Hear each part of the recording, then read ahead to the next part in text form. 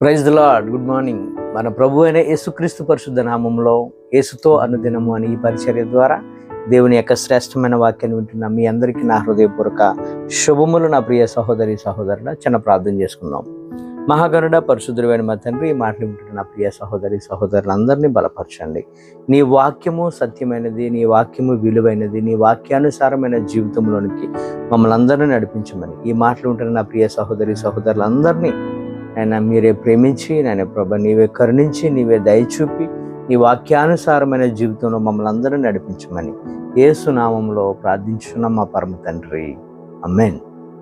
ఈరోజు నేను వాక్యం ధ్యానించుండగా దేవుడు నాకు ఇచ్చిన ఆలోచన ఏంటి అంటే, ఈ వాక్యం చెప్పమని దేవుడు ప్రేరేపిస్తూ ఉన్నాడు. ఈ మాటలు చెప్పమని ఏంటంటే, మనుషులు అందరూ కూడా, అందరంటే అందులో కొందరు చాలామంది స్వార్థ ప్రియులుగా నేను బాగుండాలి, నా ఫ్యామిలీ బాగుండాలి, ఎవరు ఎలా పోతే నాకేంటి అనేవాళ్ళే ఎక్కువ మంది కనిపిస్తున్నారు.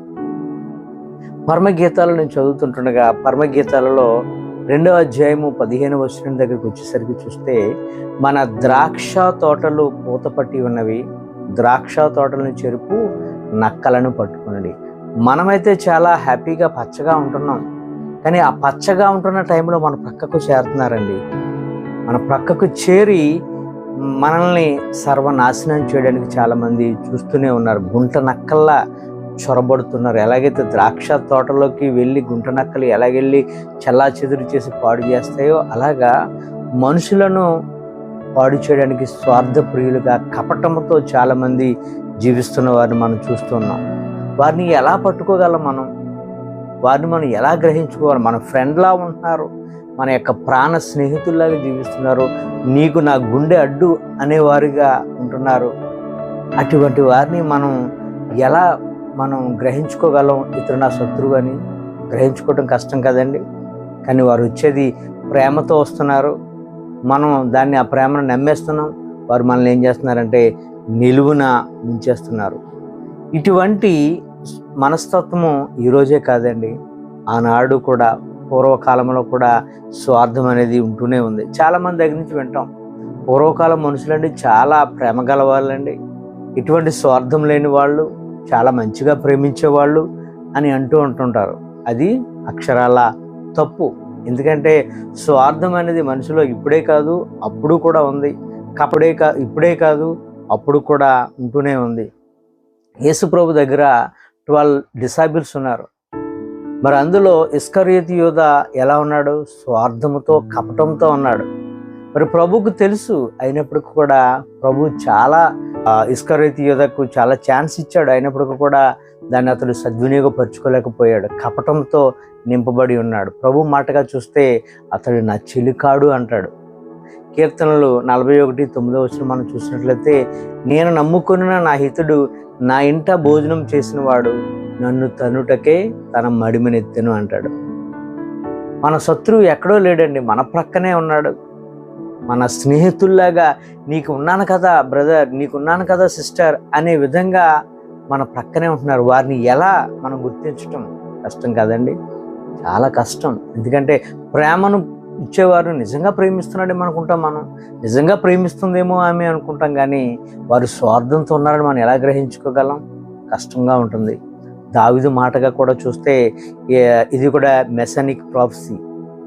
55వ కీర్తన 12వ వచనంలో దావీదు మాటగా, నన్ను దూషించిన వాడు శత్రువు కాడు, శత్రువు అయిన ఎడల నేను దాగియుందును, ఈ పని చేసినా నీవు నా సహకారివి, నా చెలికాడవు, నా పరిచర్యుడవు, మనం కూడి మధురమైన గోష్ఠి చేసి ఉన్నాం, ఉత్సాహంకు వెళ్ళి సమూహంతో దేవుని మందిరమునకు పోయి ఉన్నవారము. ఇది మెసానిక్ ప్రాఫెసీ. యేసుక్రీస్తు ప్రభు వారి గురించిన మాటగా దావీదు ముందుగానే తెలియపరిచిన మాట ఇది. కలిసి భోజనం చేశాము, నువ్వు నా స్నేహితుడువు, కలిసి మనం ప్రార్థన చేసుకున్నాము, కలిసి దేవుని యొక్క మాటలు అనేకులకు ప్రకటించాము, కలిసి మనందరం కలిసి దేవుని యొక్క మందిరానికి వెళ్ళాము.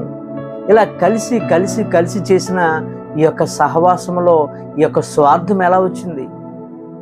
కలిసి మనందరము కలిసి దేవుని మాటల గురించి, ప్రేమను గురించి అనేక మందికి వివరించిన వాళ్ళము.